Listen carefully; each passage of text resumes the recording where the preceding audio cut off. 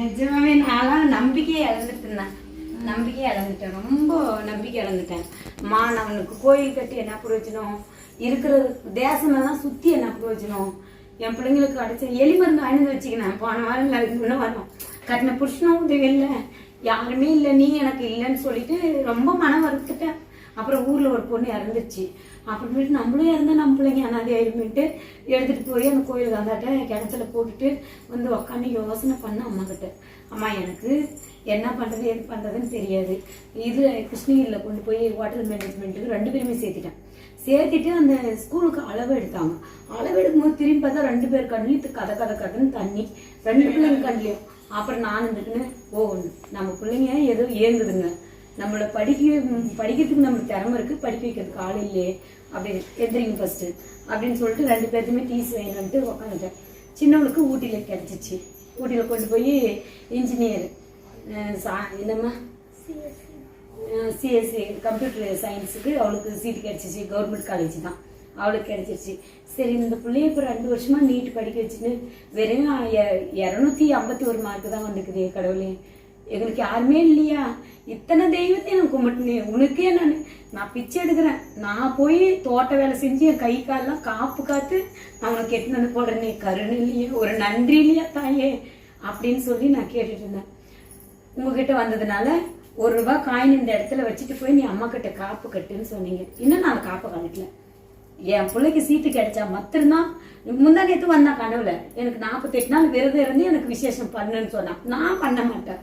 நான் எதுக்கு பண்ண, உனக்கு நான் நினைச்சது நீ என்ன நிறைவேற்றி கொடுத்துருக்க, நான் பண்ண மாட்டேன்னு சொன்னேன். இன்னமும் நான் காப்பை கழட்டல. இப்போ இந்த அம்மாவுக்கு கிடைச்ச பின்னாடி ஃபர்ஸ்ட் இந்த இடத்துக்கு நேரா வரணுங்க. போன உடனே வாழ்த்துக்கள் வாங்க. ரொம்ப சந்தோஷம். வாழ்த்துக்கள். இந்த ஃபர்ஸ்ட் போய் அந்த அம்மாவுக்கு நன்றி தெரிவிச்சுட்டு, என் பிள்ளை இது வரைக்கும் இந்த இடத்துல எங்க இருக்குதுன்னு தெரியாது, அதனால கூட்டிட்டு வந்து நேர்ல வந்து ஒப்படைச்சிட்டு அந்த அம்மாவுக்கு நன்றி செலுத்திட்டு கொடுத்ததுக்கு ரொம்ப நன்றி சாமி. என் நம்பிக்கையை நான் இழந்துட்டேன், ஆனா என் நம்பிக்கையை நீ தானிட்டு நான் தெரியாம நான் இறந்துட்டேன். நான் உன் கூட இருக்கும்போது நீ பழக்கல.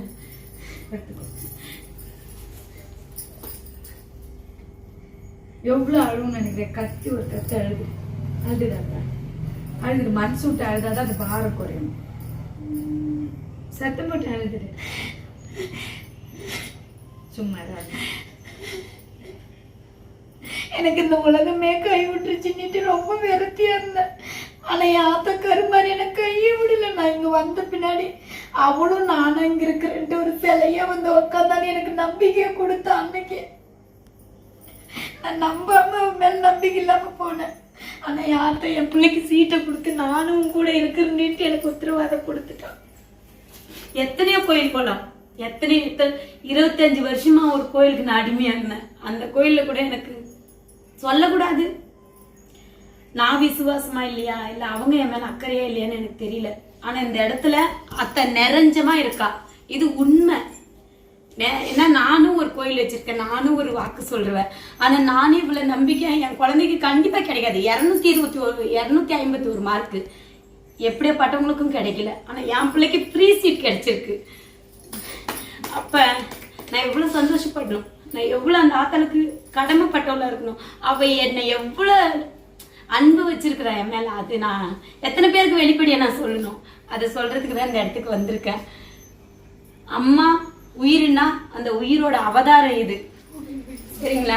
அந்த உயிரோட அவதாரம் இது. இது கொடுத்த ஒரே ஒரு நம்பிக்கையில தான் நான் நம்பிக்கையா போனேன்.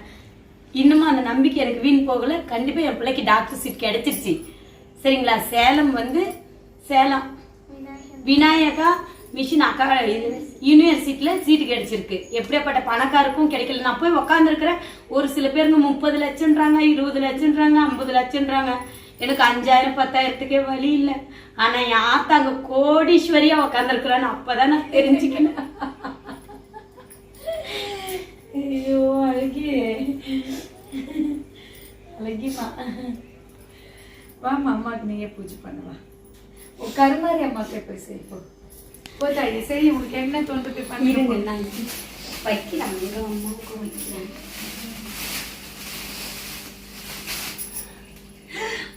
அம்மாவுக்கு போய் போடுமா. அவங்க நான் போட்டுக்கிறேன்.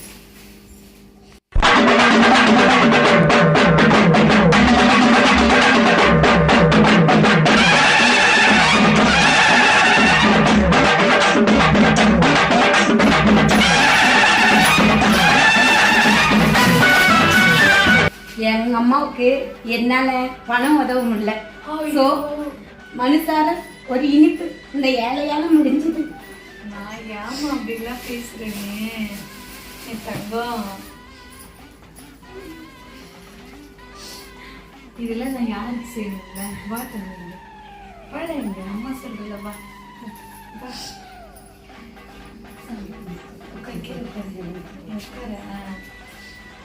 உலகத்துல எத்தனையோ தாய்க்கு ஒரு குழந்தை பெற்று எடுக்கிறாங்க. ஆனா உன் தாயே உனக்காக தவம் இருந்து அந்த அம்மா கிட்ட பிரார்த்தனை பண்ணி ரசீது அவங்க என்ன சொல்றது வரமா வாங்கியிருக்காங்க. நிச்சயமா உங்க பேரை காப்பாற்றி நீ பெரிய ஆளா வரணும். வரும்போதே எனக்கே நீ ட்ரீட்மெண்ட் பண்ணணும்.